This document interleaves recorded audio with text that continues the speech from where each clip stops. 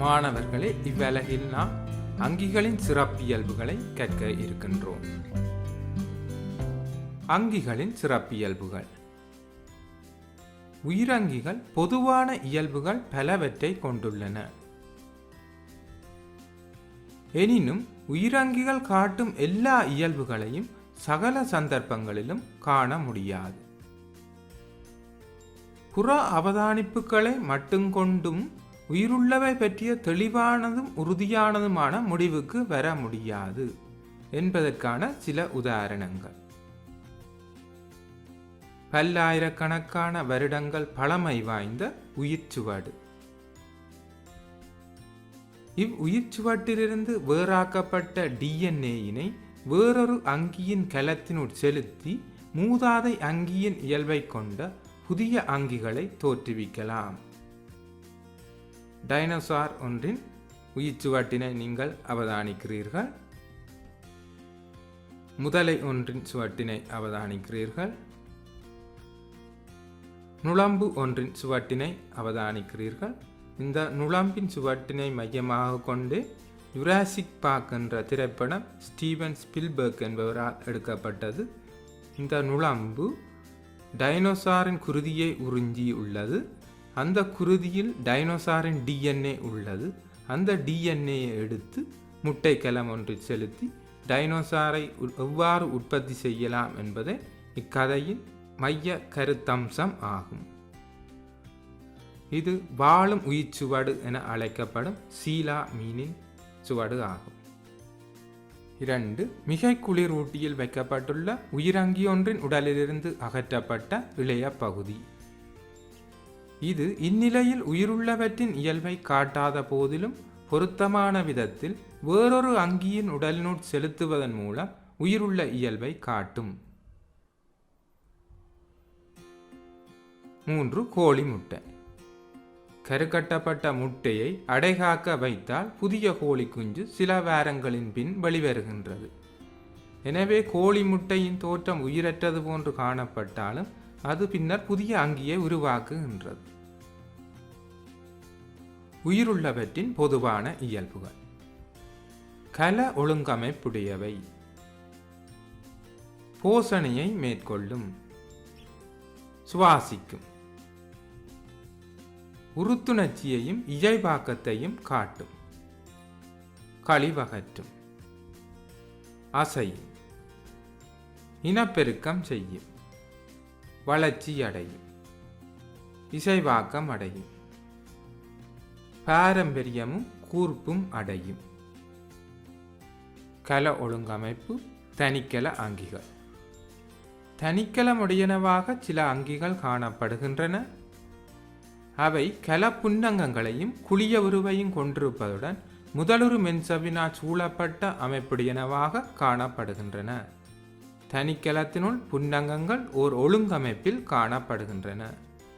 தனிக்கல அங்கிகளை கிணற்று நீர், குளத்து நீர், வைக்கோல் ஊற வைக்கப்பட்ட நீர் போன்றவற்றில் நுணுக்கு காட்டியினூடாக அவதானிக்க முடியும். உதாரணமாக இஜூக்ளினாவின் அமைப்பை படத்தில் காண்கிறீர்கள். அதன் சவுக்கு மூளை, பச்சியத்தை கொண்ட பகுதிகள். கிளமிடோமோனஸ், அதன் சவுக்கு மூளை, கிண்ண உருவான பச்சை ஒருமணி. கரு. அமீபாவின் உருவத்தை காண்கிறீர்கள். அதன் போலி பாதங்கள் தெளிவாக அவதானிக்கக்கூடியதாக உள்ளது. பரமீசியம். இது செருப்பு வடிவானதாக காணப்படுகின்றது. பல்கல அங்கிகள். தனிக்கலமான புணரிகள் இணைந்து உருவாகும் நுகத்திலிருந்து பல்கல அங்கிகளின் வாழ்க்கை ஆரம்பிக்கின்றது. தனிக்கலமான விந்தும் சூலும் கருக்கட்டுவதன் மூலம் நுகம் தோன்றுகின்றது. நுகம் கலப்பிரிவடைந்து முளையமாக மாறுகின்றது. கலங்கள் மேலும் பெருகி முதிர் மூல உருவாக மாறுகின்றது. இவ்வாறு மனிதனின் வாழ்க்கை ஆரம்பிக்கின்றது. சூல், விந்து இரண்டும் இணைந்து நுகம் உருவாகின்றது. நுகம் கலப்பிரிவடைந்து முளையமாக மாறுகின்றது. முளையம் மேலும் கலங்கள் பிரிவடைந்து பல்கல அங்கி தோன்றுகின்றது. தாவர உடலில் பல்வேறு கல வகைகள் ஒழுங்கமைந்துள்ள விதம்.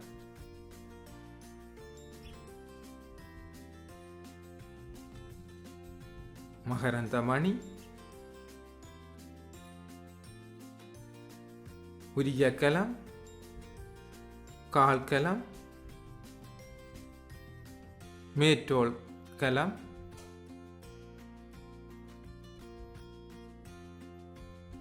வேலிக்கால் புடைக்கல இழையம்,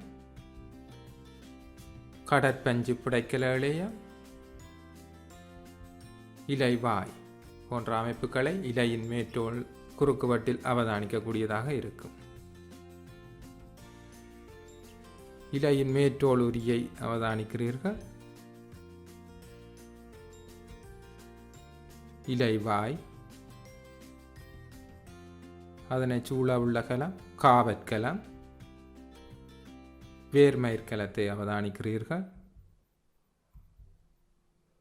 இவை தாவர உடலின் வெவ்வேறு பகுதிகளில் எவ்வாறு கலங்கள் ஒழுங்கமைக்கப்பட்டுள்ளன என்பதை காட்டுகின்றது. கடத்து இழையங்களான உரிய இழையம், கால் இழையம் ஆகியவற்றில் கலங்கள் எவ்வாறு ஒழுங்கமைந்துள்ளன. அதன் புணரிக்கலமான மகரந்த மணியின் அமைப்பை காண்கிறீர்கள். இலையின் குறுக்கு வட்டு முகத்தை காண்கிறீர்கள். இலையின் கீழ்ப்புற மேற்றோலுரியின் அமைப்பை காண்கிறீர்கள். வேர்மயிர்கலம். எனவே இவற்றில் எவ்வாறு கலங்கள் ஒழுங்கமைந்துள்ளன என்பதை இப்படத்திலிருந்து நாம் தெளிவாக அறிந்து கொள்ளக்கூடியதாக உள்ளது. மனித உடலினுள் பல்வேறு கலங்கள் ஒழுங்கமைந்துள்ள விதம். தோலில் அமைந்துள்ள கலத்தை அவதானிக்கிறீர்கள். புணரிக்கலங்களை அவதானிக்கிறீர்கள். விந்துக்கலம், சூழ்கலம். ஆணில் விந்துக்கலமும் பெண்ணில் சூழ்கலமும் உற்பத்தி செய்யப்படுகின்றது. தசைக்கலங்களை அவதானிக்கிறீர்கள். நரம்பு கலத்தின் அமைப்பை காண்கிறீர்கள். குருதியில் உள்ள கலங்களை காணக்கூடியதாக உள்ளது. சிவப்பு நிறமாக உள்ளது செங்குளியம். பெரிய கருக்களை கொண்டவை வெண்குளியங்களாகவும், மிகச்சிறிய ஒரு ஒழுங்கற்ற அமைப்புடையனவாக குருதி சிறுதட்டும் காணப்படுகின்றன.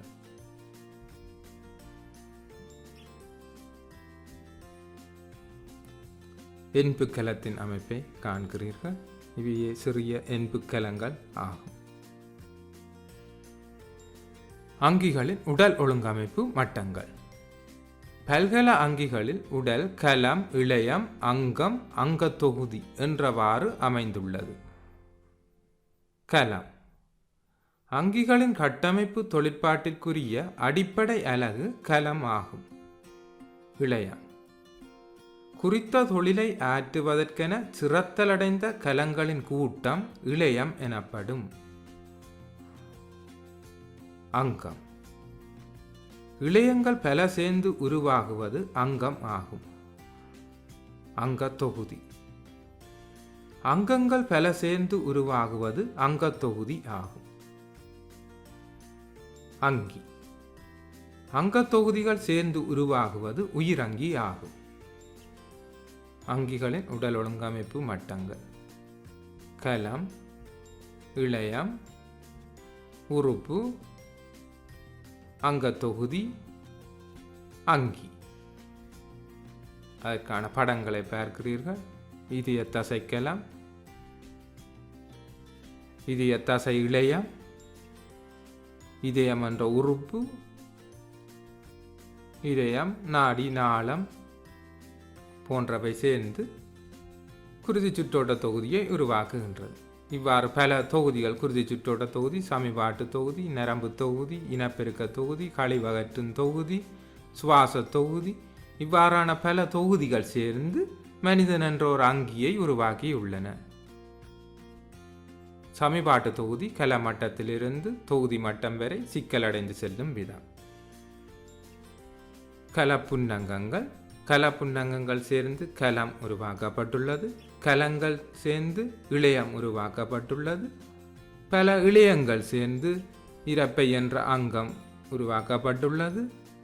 இரப்பை, சிறுகுடல், பெருங்குடல், ஈரல், பித்தப்பை யாவும் சேர்ந்து சமிபாட்டு தொகுதியை உருவாக்கியுள்ளன. இவ்வாறான பல தொகுதிகள் சேர்ந்து மனிதன் என்ற ஒரு அங்கியை உருவாக்கியுள்ளன. பொழிவு. தனிக்கல அங்கிகளின் புன்னங்கங்கள் மட்டத்தில் ஓர் ஒழுங்கமைப்பு காணப்படுகின்றது. பல்கல அங்கிகளின் ஆரம்பம் விந்தினதும் சூலினதும் கருக்கட்டல் மூலம் உருவாகும் நுகத்திலிருந்து ஆகும். அங்கியொன்றில் இனங்காணக்கூடிய ஒழுங்கமைப்பு மட்டங்களாக பின்வருவன காணப்படுகின்றன. கலம், இழையம், உறுப்பு, அங்கத்தொகுதி, அங்கி. போசனை. அங்கிகளின் உயிர் நிலவுகைக்காக சக்தியையும் பதார்த்தங்களையும் பெற்றுக்கொள்ளும் செயல்முறைகள் போசனை என அழைக்கப்படும். சக்தி உடலில் பயன்படுத்தப்படும் சந்தர்ப்பங்கள்: உயிர் தொழிற்பாடுகளுக்கு, கல வளர்ச்சிக்கு, தேய்வடைந்த இழையங்களை புதுப்பிக்க. போசனையை பெறும் அடிப்படையில் அங்கிகள் இரண்டாக வகைப்படுத்தப்படும்: தற்போசணிகள், பிறபோசணிகள். தற்போசணிகள் தமக்கு தேவையான போசனை பதார்த்தங்களை தாமே தயாரித்துக் கொள்ளும் அங்கிகள் தற்போசணிகள் எனப்படும். இவை மேலும் இரண்டாக வகைப்படுத்தப்படும்: ஒளித்தற்போசணிகள். உணவை உற்பத்தி செய்ய சக்தி முதலாக சூரிய ஒளியை பயன்படுத்துகின்றவை ஒளித்தற்போசணிகள் எனப்படும். உதாரணம்: பச்சை தாவரங்கள். இரசாயன தற்போசணிகள். போசனையை தயாரிக்க சக்தி முதலாக இரசாயன சக்தியை பயன்படுத்துகின்றவை இரசாயன தற்போசணிகள் எனப்படும். உதாரணம்: இரசாயன தொகுப்பு பாக்டீரியாக்கள். இவை இரசாயன தாக்கங்களின் போது உருவாகும் சக்தியை பயன்படுத்துகின்றன. நைட்ரோசோமோனஸ் என்ற பாக்டீரியாவை நாம் உதாரணமாக குறிப்பிடலாம். ஒளித்தொகுப்பு. பச்சை உருமணியிலுள்ள குளோரோஃபில்லின் உதவியுடன் சூரிய சக்தியை பயன்படுத்தி உணவை உற்பத்தி செய்யும் செயல்முறை ஒளித்தொகுப்பு எனப்படும். ஒளித்தொகுப்பு செயல்முறையை காட்டும் சமன்பாடு: CO2 சக H2O, C6H12O6 சக O2. அதாவது கார்பனீரொட்சைட்டும் நீரும் சூரியோளி பச்சையம் ஆகியவற்றின் உதவியுடன் குளுக்கோஸும் ஆக்சிஜனும் தயாரிக்கப்படுகின்றது. இதில் கார்பனீரொட்சைட்டு, நீர் ஆகியவை மூலப்பொருட்களாக பயன்படுத்தப்படுகின்றன. சூரியோளி சக்தியாக பயன்படுத்தப்படுகின்றது. குளுக்கோசு முதல் விளைபொருளாக அமைகின்றது. பக்க விளைபொருளாக ஆக்சிஜன் அமைகின்றது. இதனாலேயே இலையை ஒரு தொழிற்சாலைக்கு ஒப்பிடப்படுகின்றது. மூலப்பொருட்கள், சக்தி ஆகியவற்றை பயன்படுத்தி இயந்திரத்தை கொண்டு முடிவுப் பொருள் தயாரிக்கப்படுகின்றது. இதன் போது பக்க விளைவாக ஆக்சிஜன் வெளியேறுகின்றது. தாவரங்களால் உற்பத்தி செய்யப்படும் உணவு தண்டுகள், இலைகள், வேர்கள், பழங்கள் போன்றவற்றில் சேமிக்கப்படுகின்றன. போசனை முறைகளுக்கிடையேயான தொடர்பினை உணவு சங்கிலி, உணவு வலை என்பவற்றின் மூலம் காட்டலாம். உணவு சங்கிலி: உற்பத்தியாளர் நுகரிகளிடையேயான உண்ணல், உட்கொள்ளப்படுதல் போன்றவற்றினூடாக சக்தி ஊடுகடத்தப்படுவதை காட்டும் தொடர்பு உணவு சங்கிலி எனப்படும். உதாரணம்: புல், அம்புக்குறி, வெட்டுக்கிளி, அம்புக்குறி, தவளை, அம்புக்குறி, பாம்பு. புல் உற்பத்தியாக்கியாக காணப்படுகின்றது. வெட்டுக்கிளி முதலாம் படி நுகரியைச் சேர்ந்ததாக காணப்படுகின்றது. தவளை இரண்டாம் படி நுகரியாகவும் பாம்பு மூன்றாம் படி நுகரியாகவும் காணப்படுகின்றது. எனவே இதில் 3 நுகரிகள் காணப்படுகின்றன. அதே போன்று இந்த உணவு சங்கிலி 4 இணைப்புகளை கொண்டதாகவும் 4 போசனை மட்டங்களை கொண்டதாகவும் காணப்படுகின்றது. புல் 1ஆம் போசனை மட்டத்தைச் சேர்ந்ததாகவும், வெட்டுக்கிளி 2ஆம் போசனை மட்டத்தைச் சேர்ந்ததாகவும், தவளை 3ஆம் போசனை மட்டத்தைச் சேர்ந்ததாகவும், பாம்பு 4ஆம் போசனை மட்டத்தைச் சேர்ந்ததாகவும் காணப்படுகின்றது. உணவு வலை. பல உணவுச் சங்கிலிகள் இணைக்கப்பட்டு உருவாவது உணவு வலை ஆகும்.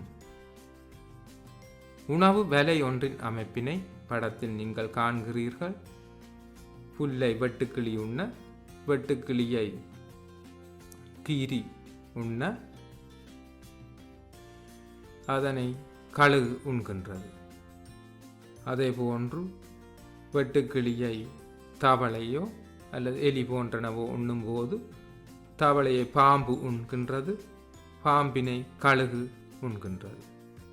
என இவ்வாறு ஒரு அங்கி தனித்து புரிதொரு அங்கியில் மாத்திரம் உணவுக்காக தங்கியில்லாமல் பல அங்கிகளில் தங்கியுள்ளது. பிறபோசணி. தமக்கு தேவையான உணவை பிற அங்கிகளிடமிருந்து பெற்றுக்கொள்ளும் அங்கிகள் பிறபோசணிகள் எனப்படும்.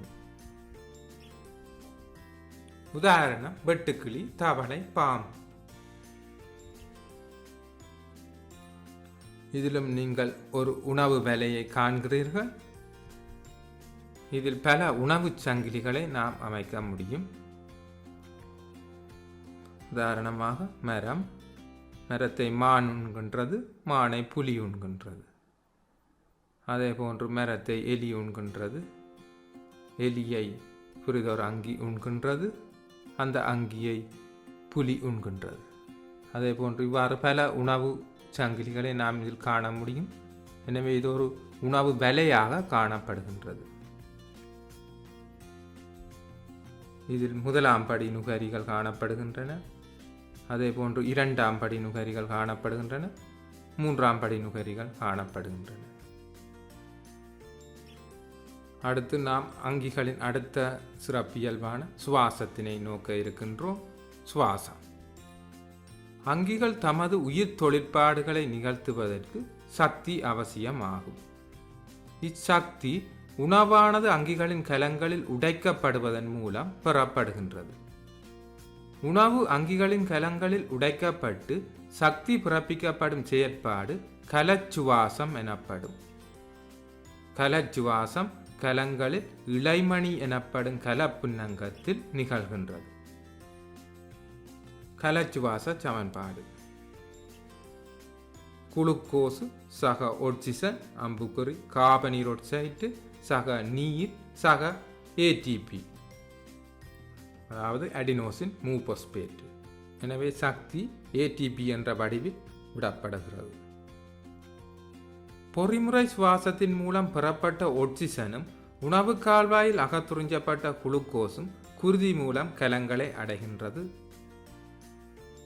பொறிமுறை சுவாசம் 2 வகைப்படுகின்றது. உட்சுவாசம். சுவாச பையினுள் வளியை உள்ளெடுக்கும் செயற்பாடு. வெளிச்சுவாசம். சுவாச பையிலிருந்து வளியை வெளியேற்றும் செயற்பாடு. சுவாசத்தின் போது கார்பனீரொட்சைட்டு வெளிவிடப்படுவதை காட்டும் பரிசோதனை. சுவாசத்தின் போது கார்பனீரொட்சைட்டு வெளிவிடப்படுவதை காட்டும் பரிசோதனை. பரிசோதனை அமைப்பினை படத்தில் காண்கிறீர்கள். அதில் 4 குடுவைகள் காணப்படுகின்றன. ஒரு நீர் கொண்ட போத்தல் ஒன்று காணப்படுகின்றது. இவை யாவும் தக்கைகளின் உதவியால் வளி இறுக்கமாக இணைக்கப்பட்டுள்ளன. பி என்ற குழாயினூடாக வளி உட்புகின்றது. முதலாவது குடுவையில் பொட்டாசியம் ஐதரோட்சைட்டு கரைசலும், 2வது குடுவையில் தெளிந்த சுண்ணாம்பு நீர் அதாவது கல்சியம் ஐதரோட்சைட்டு கரைசலும் இடப்பட்டுள்ளது. 3வது குடுவையில் ஒரு உயிரங்கி அதாவது எலி அல்லது தவளை பயன்படுத்தப்படலாம் காணப்படுகின்றது. 4வது டி என்ற குடுவையில் மீண்டும் தெளிந்த சுண்ணாம்பு நீர் இடப்பட்டுள்ளது. 5வது நீர் கொண்ட போத்தலானது வளியை உறிஞ்சும் அமைப்பாக தொழிற்படுகின்றது. இப்பரிசோதனைக்கான விளக்கத்தினை இனிமேல் நோக்குவோம். நாங்கள் பி எனும் அந்தத்தினூடாக குடுவை ஏயினுள் செல்லும் வழியிலுள்ள கார்பனீரொட்சைட்டு அந்த குடுவையில் உள்ள பொட்டாசியம் ஐதரோட்சைட்டினால் உறிஞ்சப்படுகின்றது. இதனால் குடுவை பியில் உள்ள சுண்ணாம்பு நீர் பால் நிறமாகவில்லை. ஏனெனில் ஏ என்ற குடுவையிலிருந்து வந்த வழியில் கார்பனீரோட்சைடு காணப்படவில்லை. அது ஏற்கனவே ஏயில் உள்ள பொட்டாசியம் ஐதரோட்சைட்டினால் முற்றாக உறிஞ்சப்பட்டுள்ளது. எனவே சி எனும் குடுவையினுள் செல்லும் வழியில் கார்பனீரோட்சைட்டு இல்லை என நாம் இந்த இரண்டு அமைப்புகளிலிருந்தும் முடிவு செய்யலாம். அவ்வழி சியினூடாக சென்று டியை அடையும் போது அதிலுள்ள சுண்ணாம்பு நீர் பால் நிறம் ஆகியது. எனவே பியில் உள்ள சுண்ணாம்பு நீர் பால் நிறமாகவில்லை, டியில் உள்ள சுண்ணாம்பு நீர் பால் நிறமாகின்றது. எனவே சியில் ஏதோ தொழிற்பாடு ஒன்று நடைபெற்றுள்ளது. அதுவே சுவாசம் ஆகும். அமைப்பு ஈயிலுள்ள நீரை சிறிது சிறிதாக வெளியேற்றுவதன் மூலம் அது குடுவைகளில் உள்ள வளியை உறிஞ்சும் அமைப்பாக தொழிற்படுகின்றது. அமைப்பு சியில் உள்ள எலியின் சுவாசத்தின் போது வெளிவிடப்பட்ட கார்பனீரோட்சைட்டு வாயுவினாலேயே அமைப்பு டியில் உள்ள சுண்ணாம்பு நீர் பால் நிறமாக மாறியது. எனவே சுவாசத்தின் போது கார்பனீரோட்சைட்டு வெளிவிடப்படுகின்றது என முடிவு செய்யலாம். சுவாசத்தின் போது ஆக்சிஜன் உள்ளடக்கப்படுவதை காட்டும் பரிசோதனை. இங்கு ஒரு குடுவையினுள் முளைக்கும் வித்துக்கள் இடப்பட்டுள்ளன. பொட்டாசியம் ஐதரோட்சைட்டு கரைசல் ஒரு குழாயில் கட்டி தொங்கவிடப்பட்டுள்ளது. குடுவையிலிருந்து செல்லும் குழாயானது நீர் கொண்ட முகவையில் அமர்த்தப்பட்டுள்ளது. அந்த நீரினை அவதானிக்கும் வகையாக அது நிறமூட்டப்பட்டுள்ளது. நீர் காணப்படும் மட்டம் எக்ஸ் என்ற எழுத்தால் குறிக்கப்பட்டுள்ளது. படத்தில் காட்டியவாறு உபகரண அமைப்பு மேற்கொள்ளப்பட்டு நீரில் அமர்த்தப்பட்டுள்ள குழாயில் காணப்படும் நீர் மட்டம் அவதானிக்கப்பட்டது. குடுவை ஏயில் நீர்மட்டம் ஆரம்பத்தில் காணப்பட்டதை விட படிப்படியாக உயர்ந்து கொண்டு செல்வது அவதானிக்கப்பட்டது. ஏனெனில் முளைக்கும் வித்துக்கள் சுவாசத்தின் போது வெளிவிடப்பட்ட கார்பனீரோட்சைட்டு அதிலுள்ள பொட்டாசியம் ஐதரோட்சைட்டினால் உறிஞ்சப்படும். குடுவையிலுள்ள ஆக்சிஜனை அவை சுவாசத்தின் போது பயன்படுத்தியதனால் குடுவையினுள் வளிக்கன அளவு குறைய அமுக்கம் குறைந்தது. இதனால் அந்த சிறைப்பிடிக்கப்பட்ட வளி குடுவையினுள் செல்ல கண்ணாடி குழாயில் நீர்மட்டம் உயர்ந்தது. அமைப்பு 2.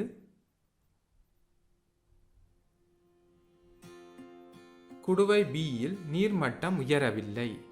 இங்கு வித்துக்கள் சுவாசத்தின் போது வெளிவிடப்பட்ட கார்பனீரோட்சைட்டின் கன அளவுக்கு சமனாக பயன்படுத்திய ஆக்சிஜனின் அளவு காணப்பட்டதால் குடுவையினுள் வளிக்கன அளவு மாறவில்லை. இங்கு முளைக்கும் வித்துக்கள் கார்பனீரோட்சைட்டை வெளிவிட்ட அதே நேரம் அதே கன அளவுக்கு சமனான ஆக்சிஜனை பயன்படுத்தின. இதனால் இதனுள் வளியின் கன அளவு அமைப்பு வீதத்தில் மாற்றம் காணப்படவில்லை.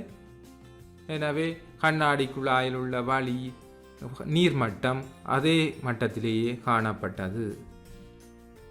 அமைப்பு சி. இங்கு நிறமூட்டிய நீர் மற்றும் குடுவையில் அவித்த வித்துக்கள் பயன்படுத்தப்பட்டுள்ளன. எனவே இவை இறந்த வித்துக்களுக்கு சமனானது. எனவே இவை சுவாசத்தை மேற்கொள்ள மாட்டாது. சி குடுவையில் உள்ள கார்பனீரோட்சைட்டு அதிலுள்ள பொட்டாசியம் ஐதரோட்சைட்டினால் உறிஞ்சப்பட்டதால் கண்ணாடி குழாயில் உள்ள நீர்மட்டம் உயர்ந்து காணப்பட்டது. அவித்த வித்துக்கள் சுவாசிக்கவில்லை. எனவே ஆக்சிஜன் பயன்படுத்தப்படவோ கார்பனீரோட்சைட்டு வெளிவிடப்படவோ இல்லை. எனவே நீர்மட்டம் தொடர்ந்து மாறாமல் காணப்பட்டது. இப்பரிசோதனைகளிலிருந்து நாம் ஆக்சிஜன் உள்ளெடுக்கப்படுகின்றது என முடிவு செய்யலாம். சில விலங்குகளின் சுவாச அசைவுகள் அல்லது சுவாசத்துடன் தொடர்புடைய செயற்பாடுகள்.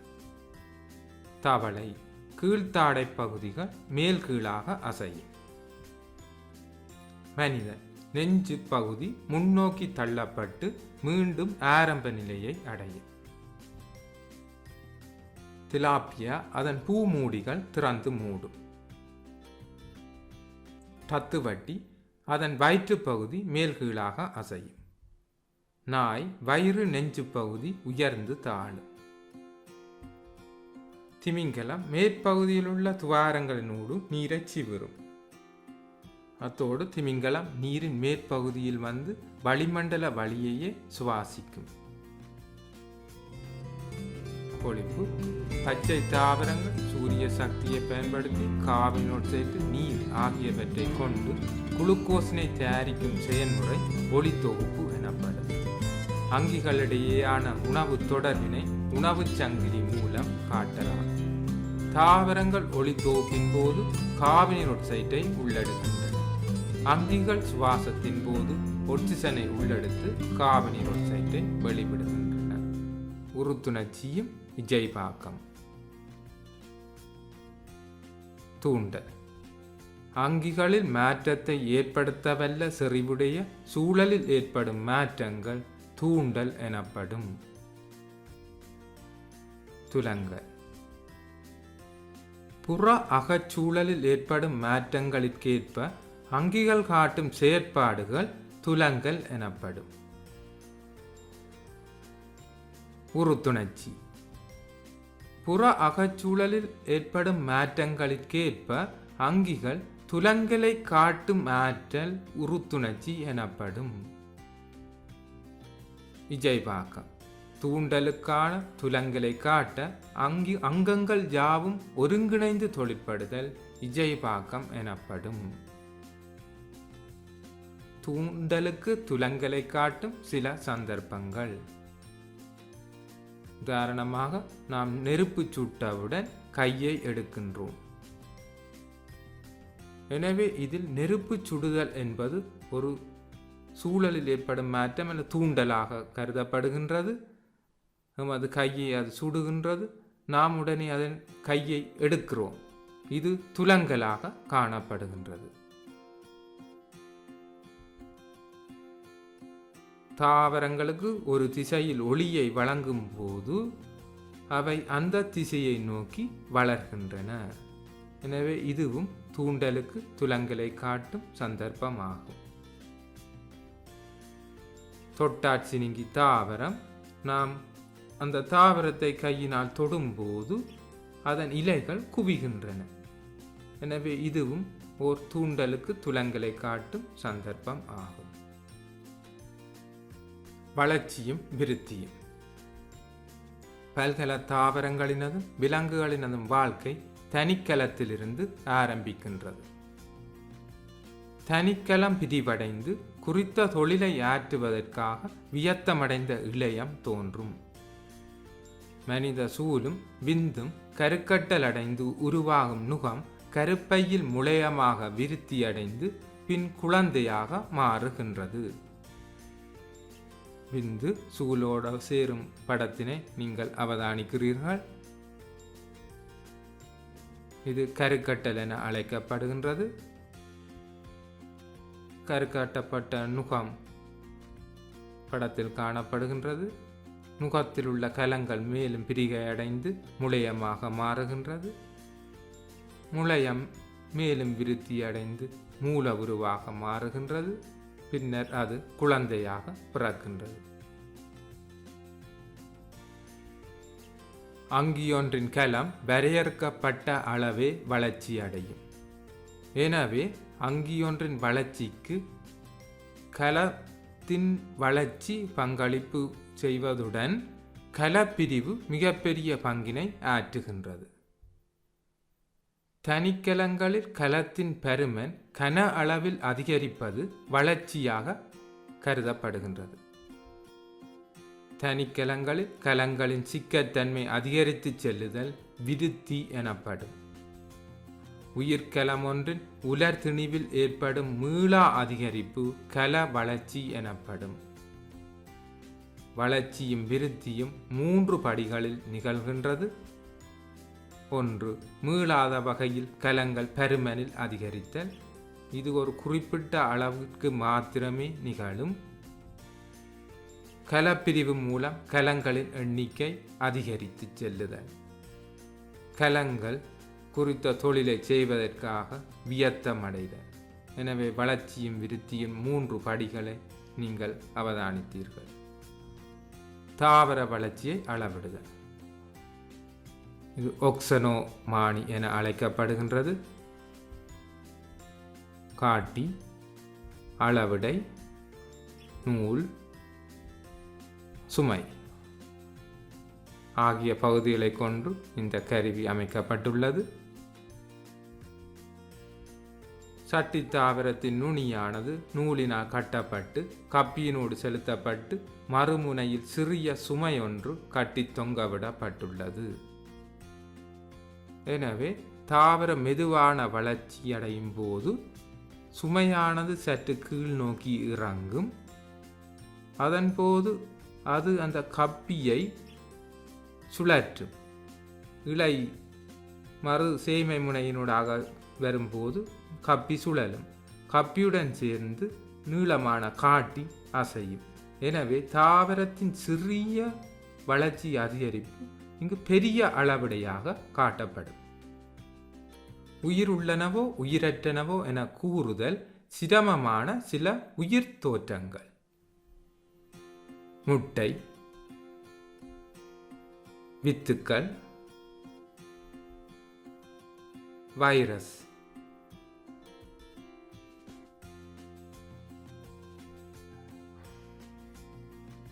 நகம், தலைமயிர். உயிருள்ளது போன்ற தோற்றப்பாட்டினை காட்டும் சில உயிரற்ற பொருட்கள். முருகை கற்கள், நீரலை, பாறைகள்,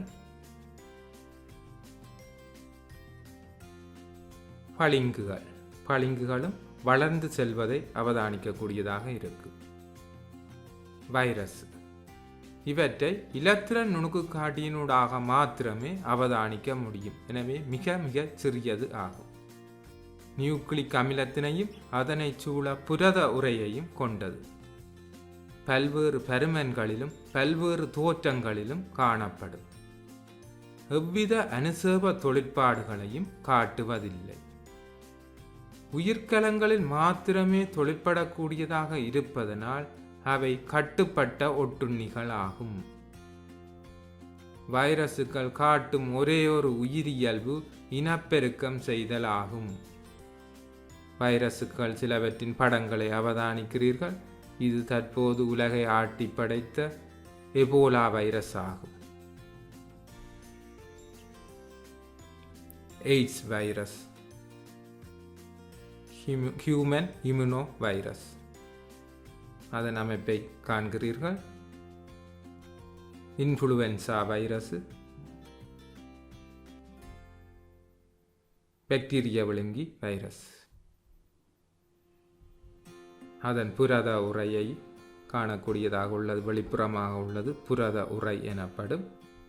அதன் உட்புறமாக DNA காணப்படுகின்றது. வால் எனப்படும் அமைப்பினையும் வால்நார் எனப்படும் அமைப்பினையும் பார்க்கக்கூடியதாக உள்ளது. வைரஸின் இனப்பெருக்கம். வைரஸ் விருந்து வழங்கி கலத்தின் கலமென்சபை சிதைத்து தனது டிஎன்ஏயை அதனுள் செலுத்துகின்றது. இந்த டிஎன்ஏ ஆனது விருந்து வழங்கி கலத்தில், அதாவது பாக்டீரியா கலம் ஒன்று பல மடங்கு இரட்டிப்படைந்து பெருகுகின்றது. பின்னர் அவை தம்மை சூழ புரத உரையை உருவாக்குகின்றது. உருவாக்கி பல்லாயிரக்கணக்கான வைரசுகளாக மாறி கலமென்சபை சிதைத்து கொண்டு வெளியேறுகின்றன. வைரஸினால் பரப்பப்படும் நோய்கள். விலங்கு வைரஸ் நோய்கள். டெங்கு, ஆவோ எனப்படும் வைரஸினால் பரப்பப்படுகின்றது. எய்ட்ஸ் HI வைரஸ், பிடிசுரம் இன்ஃப்ளூயன்சா வைரஸ், எபோலா வைரஸ். அதே போன்று தாவர வைரஸ் நோய்கள், மிளகாய் இலை சுருட்டல், வாழையின் கொத்துமுனை நோய், குருமன் நோய். மிளகாய் இலைகள் எவ்வாறு சுருளடைந்துள்ளன என்பதை நீங்கள் படத்தில் அவதானிக்கக்கூடியதாக உள்ளது. அதே போன்று வாழையின் கொத்துமுனை நோய் வைரஸினால் ஏற்பட்டது. அதன் தண்டு பகுதி எவ்வாறு பாதிப்படைந்து காணப்படுகின்றது என்பதை நீங்கள் அவதானிக்கக்கூடியதாக உள்ளது. பொழிப்பு உடல் தொழிற்பாட்டினை நிகழ்த்துவதற்காக உடல் அங்கங்கள் யாவும் ஒருங்கிணைந்து தொழிற்படுதல் இஜைபாக்கம் எனப்படும். தனிக்கலம் ஒன்று குறிப்பிட்ட அளவிற்கே வளர்ச்சி அடையும். எனவே அங்கிகளின் வளர்ச்சிக்கு கலப்பிரிவு அத்தியாவசியமானதாகும். தாவர வளர்ச்சியை அளவிட ஒக்சனோமீட்டர் பயன்படுத்தப்படுகிறது. வித்துக்கள், முட்டை போன்றன உயிருள்ளனவோ உயிரற்றனவோ என கூறுதல் கடினமாகும். வைரசுக்கள் உயிருள்ளனவற்றிற்கான இயல்புகளையும் உயிரற்றனவற்றிற்கான இயல்புகளையும் காட்டுகின்றன. கழிவகற்றல்.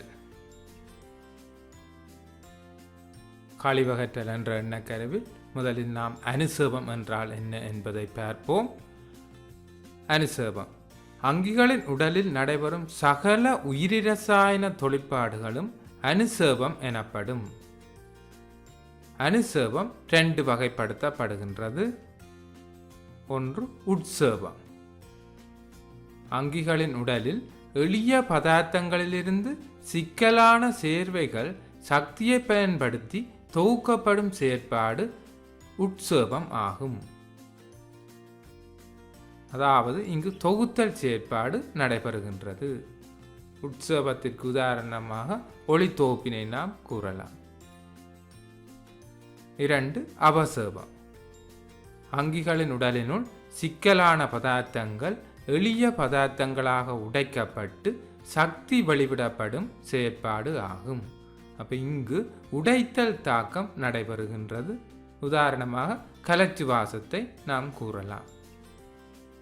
அனுசேப தாக்கங்களின் போது பக்க விளைவாக தோன்றும் உடலில் தேங்குவதால் நச்சுத்தன்மையை ஏற்படுத்தும் பதார்த்தங்கள் கழிவுகள் எனப்படும். அனுசேப தாக்கங்களின் போது தோன்றும் கழிவுப் பொருட்களை உடலிலிருந்து வெளியேற்றும் செயற்பாடு கழிவகற்றல் எனப்படும். மனிதனில் கழிவகற்றல் நடைபெறும் பல்வேறு விதங்கள்.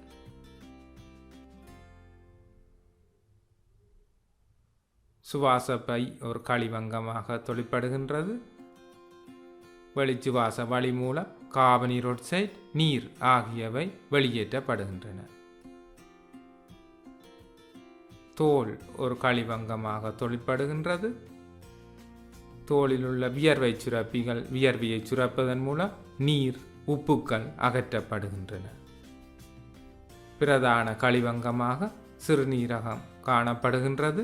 மனிதனுக்கு 2 சிறுநீரகங்கள் காணப்படுகின்றன. இங்கு வெளியேற்றப்படும் சிறுநீரில் யூரியா, நீர், உப்புக்கள் போன்றவை அகற்றப்படுகின்றன. எனவே கழிவங்கங்களாக சுவாசப்பை, தோல், சிறுநீரகம் ஆகியவை காணப்படுகின்றன. பிரதான கழிவுகளாக யூரியா, உப்புக்கள், கார்பனீரொட்சைட் போன்றவை வெளியேற்றப்படுகின்றன. தாவரங்களிலும் கழிவகற்றல் நடைபெறுகின்றது. தாவரங்களில் வழித்துவாரங்கள் மற்றும் இலைவாய்களினூடாக கழிவகற்றல் நிகழ்கின்றது. தாவரங்களிலிருந்து வெளியேற்றப்படும் கழிவாக கார்பனீரொட்சைட் காணப்படுகின்றது. இலைவாயின் அமைப்பை நீங்கள் அவதானிக்கிறீர்கள். இலைவாயை சூழ்ந்து காவற்கலங்கள் எனப்படும் கலங்கள் காணப்படுகின்றன. காவற்கலங்களில் பச்சையோரு மணிகள் காணப்படுகின்றது. பச்சையோரு மணிகள் ஒளித்தொகுப்பு செய்வதன் மூலம் எடுக்கப்படும் குளுக்கோஸானது காவற்கலங்கள் மூடி திறப்பதற்குரிய சக்தியை வழங்குவதற்கு பயன்படுகின்றது. காவற்கலங்களை சூழ மேற்றோல் கலங்கள் காணப்படுகின்றன. அங்கிகளில் பிரதான கழிவுகளாக யூரியா, உப்புக்கள், கார்பனீரொட்சைட், நீர் போன்றன காணப்படுகின்றன. மனிதனில் நைதரசன் கழிவகற்றும் பிரதான அங்கமாக சிறுநீரகம் காணப்படுகின்றது. கழிவங்கம் அகற்றப்படும் முறை, அகற்றப்படும் கழிவுகள். 1. தோல். வியர்வை மூலம் கழிவு அகற்றப்படுகின்றது. அகற்றப்படும் கழிவுகளாக உப்புக்கள், நீர் ஆகியவை காணப்படுகின்றது. 2. நுரையீரல். வெளிச்சுவாச வழி மூலம் கழிவு அகற்றப்படுகின்றது. அகற்றப்படும் கழிவுகளாக கார்பன் டை ஆக்சைடு, நீர் ஆகியவை காணப்படுகின்றது. நீராவி வடிவத்தில் இங்கு அகற்றப்படுகின்றது. 3. சிறுநீரகம். கழிவகற்றின் பிரதான அங்கமாக சிறுநீரகம் காணப்படுகின்றது. சிறுநீர் மூலம் கழிவு அகற்றப்படுகின்றது. சிறுநீரில் காணப்படும் கழிவுகளாக யூரியா, நீர், உப்புக்கள் காணப்படுகின்றன. நாம் அடுத்த சிறப்பியல்பாக அசைவினை நோக்குவோம். அசைவு. பல்வேறு தேவைகளுக்காக அங்கிகள் அசைவை காட்டுகின்றன. இதன்போது அங்கிகளின் முழு உடலும் அல்லது உடலின் ஒரு பகுதி அசைகின்றது. தனிக்கல அங்கிகளின் அசைவுக்காக பின்வருவன காணப்படுகின்றன. 1. சவுக்கு முளைகள். கிளமிடோமோனஸ் என்ற தனிக்கல அங்கியை நீங்கள் அவதானிக்கிறீர்கள். அதில் 2 சவுக்கு முளைகள் காணப்படுகின்றன. இது அவ்வங்கியின் அசைவுக்கு உதவுகின்றது. 2. போலி பாதங்கள். அமீபா என்ற அங்கியை நீங்கள் அவதானிக்கிறீர்கள். அதன் போலி பாதங்களையும் அவதானிக்கக்கூடியதாக உள்ளது. இவை அவ்வங்கியின் அசைவுக்கு உதவுகின்றன. 3. பிசிர்கள். பெரமேசியம் என்ற அங்கியை அவதானிக்கிறீர்கள். அதன் சூழ காணப்படும் பிசிர்கள் அவ்வங்கி நீரில் அசைவதற்கு உதவுகின்றது. எனவே தனிக்கல அங்கிகளும் அசைகின்றன. பல்கல அங்கிகளின் பகுதிகள் அல்லது அவை முழுமையாக அசைவை காட்டுகின்றன. இதேபோன்று கல புன்னங்கங்களும் அசைவை காட்டுகின்றன. இனி நாம் தாவரங்களின் அசைவுகளை நோக்குவோம். தாவரங்களில் அங்குர பகுதிகள் ஒளியை நோக்கி அசைகின்றன. இந்த அசைவு நேர் ஒளித்திருப்ப அசைவு என அழைக்கப்படுகின்றது. ஒரு மரம் ஒன்று எவ்வாறு ஒளி தடையை விலத்தி வளர்ந்து காணப்படுவதை நீங்கள் படத்தில் காண்கிறீர்கள். அதே போன்று ஜன்னலோரம் வைக்கப்பட்ட சாடியில் உள்ள பூஞ்செடி ஜன்னலில் ஒளி வரும் இடத்தை நோக்கி வளர்ந்து அசைவதை காணலாம். இது நாற்றுக்கள் ஜன்னலை நோக்கி வளர்கின்றன. தாவரங்களின் வேர் தொகுதி புவியீர்ப்பினை நோக்கி அசைந்து வளர்கின்றது. இது புவித்திருப்ப அசைவு என அழைக்கப்படுகின்றது. அங்குர தொகுதி எவ்வாறு ஒளியை நோக்கி வளர்கின்றதோ அதே போன்று வேர் தொகுதி புவியை நோக்கி மண்ணினுள் செல்வதை நாம் அவதானிக்கக்கூடியதாக இருக்கும். அதே போன்று மகரந்த குழாய் சூலகத்தை நோக்கி வளர்கின்றது. சூலகத்தில் சுரக்கப்படும் இரசாயன பதார்த்தம் காரணமாக அதனை நோக்கி அசைந்து வளர்கின்றது. இது இரசாயன தூண்டு திருப்ப அசைவு என அழைக்கப்படுகின்றது. மகரந்த குழாய்கள் எவ்வாறு சூலகத்தை நோக்கி வளர்கின்றன என்பதை நீங்கள் படத்தில் அவதானிக்கக்கூடியதாக இருக்கும். சில தாவரங்கள் தொடுகைக்கு அசைவை காட்டுகின்றன. இவை மீளக்கூடிய அசைவு ஆகும். உதாரணமாக தொட்டாட்சினிங்கி தாவரத்தை நாம் தொடுகும் போது அதன் இலைகள் குவிவதை காணலாம். எனினும் சற்று நேரத்தின் பின் அது மீண்டும் ஆரம்ப நிலையை அடைவதையும் காணலாம். இவ்வசைவு முன்னிலை அசைவு என அழைக்கப்படுகின்றது.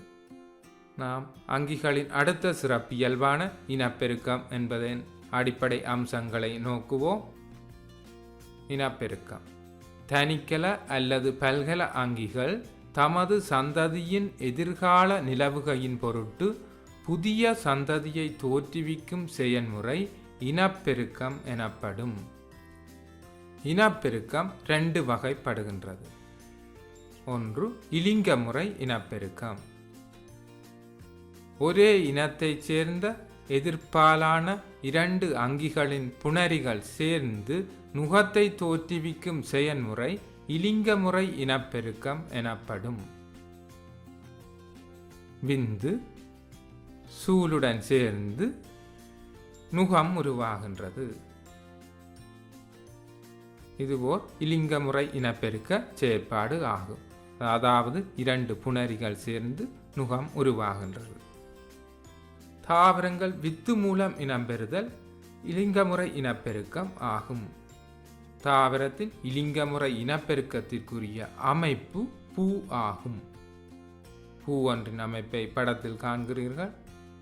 குறி, மகரந்த கூடு போன்ற புணரிய அம்சங்கள் காணப்படுகின்றன. குறி பெண்ணகத்தைச் சேர்ந்ததாகவும் மகரந்த கூடு ஆணகத்தைச் சேர்ந்ததாகவும் காணப்படுகின்றது. பெண்ணகத்தில் குறி, தம்பம், சூலகம் போன்ற பகுதிகள் காணப்படுகின்றன.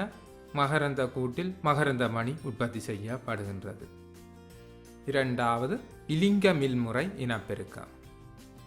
வேறு அங்கியின் பங்களிப்பின்றி தனியொரு அங்கி தன்னை போன்ற புதிய அங்கியை உருவாக்குதல் இலிங்க மில்முறை இனப்பெருக்கம் எனப்படும். உதாரணம், தாவரங்கள் இலை, தண்டு, அரும்பு ஆகியவற்றிலிருந்து புதிய தாவரத்தினை உருவாக்குதல். முதலாவது படத்தில் சதைகரைச்சானிலிருந்து எவ்வாறு புதிய தாவரங்கள் உருவாகின்றன என்பதை காண்கிறோம். இரண்டாவது படத்தில் உருளைக்கிழங்கு தாவரத்தில் கிழங்கிலிருந்து எவ்வாறு அரும்புகள் தோன்றி புதிய தாவரம் உருவாகின்றது என்பதை காண்கிறோம்.